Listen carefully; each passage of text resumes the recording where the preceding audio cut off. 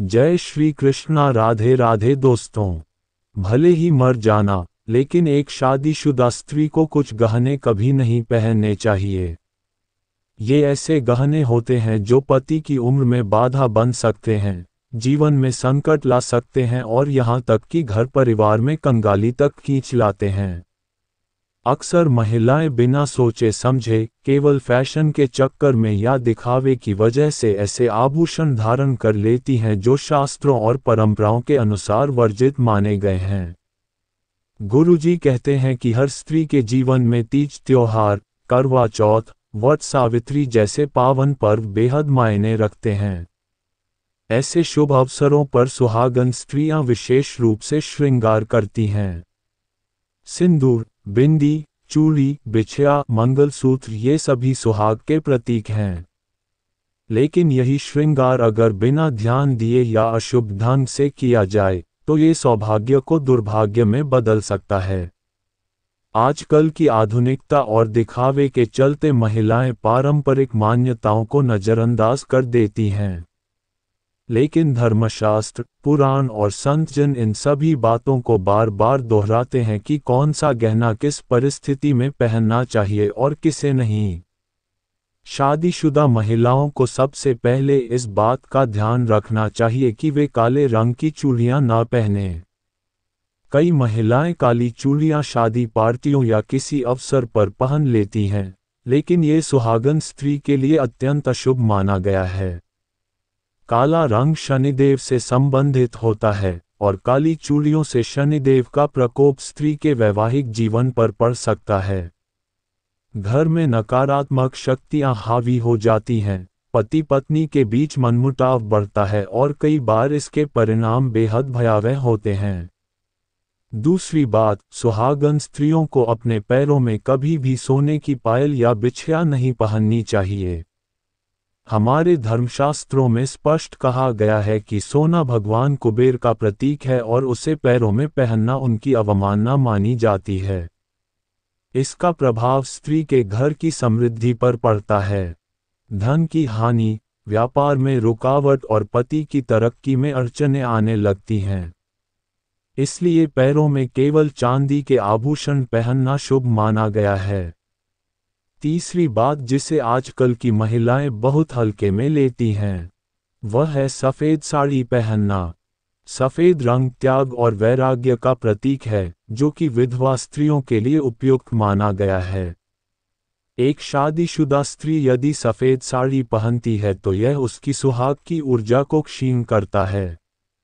इससे वैवाहिक जीवन में ठंडापन, अलगाव और भावनात्मक दूरी आने लगती है।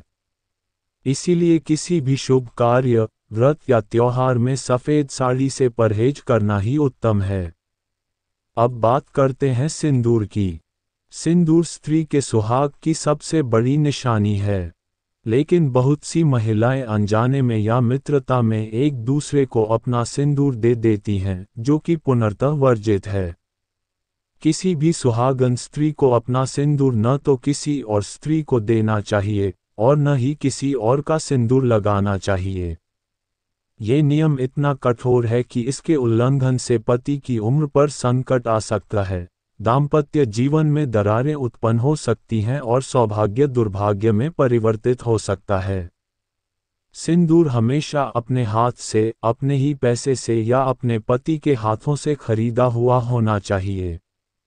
किसी अन्य स्त्री का सिंदूर, चाहे वह देवी मंदिर का हो या घर का, कभी उपयोग न करें। ये बात जितनी छोटी लगती है, उतना ही इसका गहरा प्रभाव हमारे जीवन पर पड़ता है। तो प्रिय बहनों, श्रृंगार करना, सजना संवरना आपका अधिकार है। लेकिन शास्त्रों के अनुसार और धर्म के अनुसार जो बातें हमारी संस्कृति ने हमें दी हैं, वे केवल रूढ़ियां नहीं बल्कि जीवन की रक्षा करने वाली परंपराएं हैं। इसलिए सजिए, संवरिए, लेकिन इन बातों को ध्यान में रखते हुए, ताकि आपके पति की उम्र लंबी हो, दाम्पत्य जीवन सुखमय रहे और माता रानी का आशीर्वाद सदैव बना रहे। अगर यह जानकारी आपके लिए उपयोगी रही हो तो चैनल को सब्सक्राइब करें, वीडियो को लाइक करें और कमेंट में जय माता रानी जरूर लिखें। आपका साथ ही हमारे लिए प्रेरणा है। शादीशुदा महिलाओं के लिए पांचवी और आखिरी सबसे महत्वपूर्ण चीज है मंगलसूत्र। मंगलसूत्र केवल एक गहना नहीं, बल्कि पति के जीवन की रक्षा करने वाला शक्तिशाली प्रतीक होता है। इसे पहनना स्त्री के सौभाग्य और उसके वैवाहिक जीवन की स्थिरता का संकेत है। गुरुजी कहते हैं कि मंगलसूत्र में माता पार्वती और भगवान शिव का आशीर्वाद समाहित होता है। यही कारण है कि यह सुहाग की सबसे पवित्र निशानी मानी जाती है।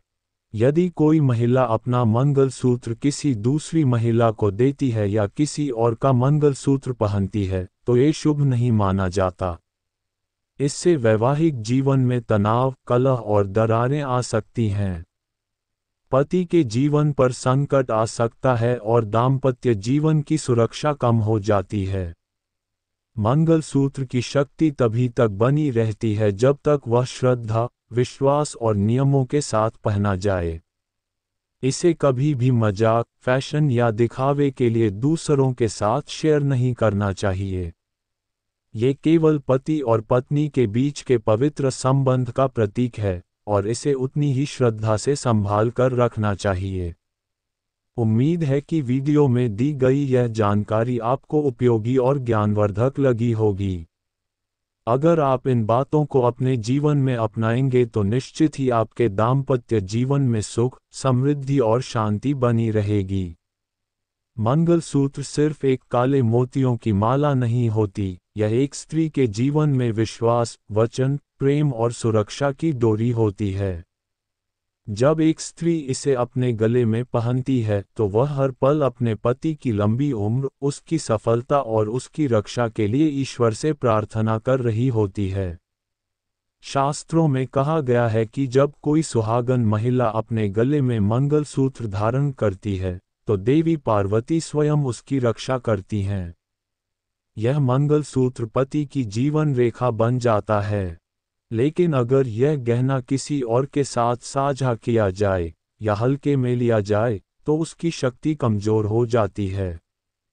मंगलसूत्र को कभी भी दिखावे, दिखावटी स्टाइल या मॉडर्न फैशन के नाम पर लापरवाही से नहीं पहनना चाहिए। ये गहना नहीं, बल्कि हर स्त्री के जीवन का रक्षा कवच है। इसे जिस पवित्रता और श्रद्धा से शादी के समय पहनाया जाता है, उसी भावना से इसे संभाल कर रखना भी आवश्यक है। एक महिला को कभी भी किसी और का मंगलसूत्र नहीं पहनना चाहिए और ना ही किसी को अपना मंगलसूत्र देना चाहिए, चाहे वह आपकी सबसे करीबी सहेली ही क्यों न हो। ये संबंधों की मर्यादा और आत्मा की पवित्रता का प्रतीक है। याद रखें, मंगलसूत्र जितनी गहराई से जुड़ा होता है, उतनी ही गहराई से उसका प्रभाव भी पड़ता है, या तो सकारात्मक या फिर नकारात्मक। इसलिए बहनों, यह आग्रह है कि इस अमूल्य धरोहर की महत्ता को समझें, इसे इज्जत दें और इसे केवल अपने तक सीमित रखें। यही आपकी सच्ची पूजा है, यही आपका सच्चा व्रत है। अगर यह जानकारी आपको अच्छी लगी हो तो कृपया वीडियो को लाइक करें, चैनल को सब्सक्राइब करें और कमेंट में जय माता रानी जरूर लिखें ताकि माता रानी का आशीर्वाद आप तक हमेशा पहुंचता रहे। धन्यवाद। जय श्री कृष्णा। राधे राधे।